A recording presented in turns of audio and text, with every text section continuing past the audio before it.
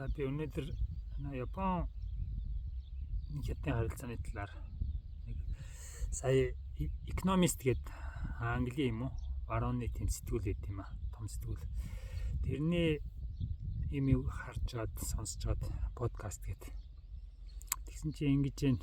Сүүлийн үед хятад Япон руу их явж байна гинэ. Тэнд очиж дөрвж суурьж амьдарч байна. Ямар хүмүүс байна гэсэн чинь нэлээд өндөр орлоготой тийм одоо инженер маягийн ч юм уу тийм сэхэд маягийн улсууд гинэ. Тэгээд тэд нарыг яагаад явж байгаа юм гэсэн тийм шалтгааныг соруулж ирсэн юм байна. За нэг хүний Токиод очиод амьдарч байгаа амьдралаас л соруулж илж байна л да.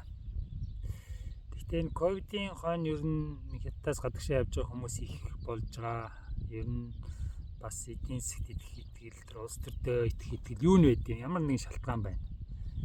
За бид нар яагаад гэнт хятад Япон болоо явчихваа гэхдээ зэрэг хятад бол манай худалдааны 90% хийдэг түнш.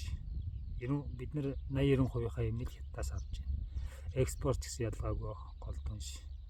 За Япон бол манай тэр 90 он 2000 оны ихэр бол гол донор байсан. Манайх хамгийн их дэмждэг Азийн том орн штэ. Тэгээд эдний хөдөлгөөнийг бол бид нар харж байхаас өөр аргагүй маа. Юу болох вэ? Тэр хөдөлгөөнийх нь нөлөө шууд бид нар мэдэрдэг учраас үндсэн ярианда буцаж орж ирэхэд тэр инженер хүн гэр бүлээрээ Японд очиод амьдарч байгаа 1 жил болж байгаа гэж байна. Тэгээд салингийн хувьд буурсан. 4 дахин буурсан гэж ярьж байна шүү. Тэгэхдээ Японы юу нь сайн байна гэхдээ зэрэг аюулгүй байна гэж юм. Эрхчлөөтэй.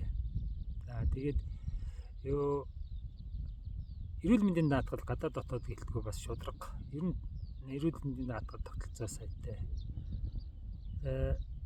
Иймэрхүү байдалтай байгаа учраас Япон руу бас хүмүүс хятадууд бас их олноор дөрвж гин гэж байна. Тэгэхээр би сүүлийн үед бас Япон хэлж байгаа, Япон руу хүүхдүүдийг явуулж байгаа.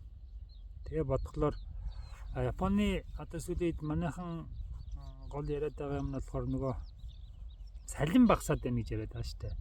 Юу йений ханшны уналтаас салин багасж байгаа нь үнэ. Тэгвэл хятадууд яагаад хятадын мөнгөтэй боломжтой хүмүүс яагаад сонирхоод байна гэдэг зэрэг бас бид нар эргээд бодох л асуудал. За өнөөдөртөө йений ханш унжээж болно. Тэгвэл цаана Япон бол одоо Азийн хамгийн хөгжилтэй орн гэдэг нь маргаангүй. Бас хамгийн нэг хүнд оны орлогоор хамгийн баян орн.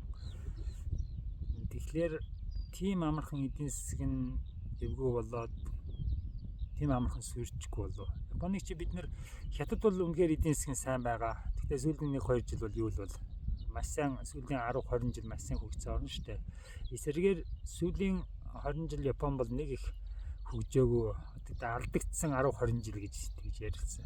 Тэгэхдээ эдийн засаг нь их өсөхгүй жисэн суур эдийн засаг маш сайтай тогтвортой байдал. Тэгээд тэр саяны хилээд байгаа тэр хятадуудыг эрх чөлөө гэдэг юм уу? Тэр эдийн засгийн тогтвортой байдал хүн одоо аюулгүй гэж мэдрэх тийм нэг ямар нэг юм байна гэдгийг бид нар бас японочдыг эргэж бас үнэлэхтэй бас бодгол ёстой нэг асуудал болоо гэж бодож байна.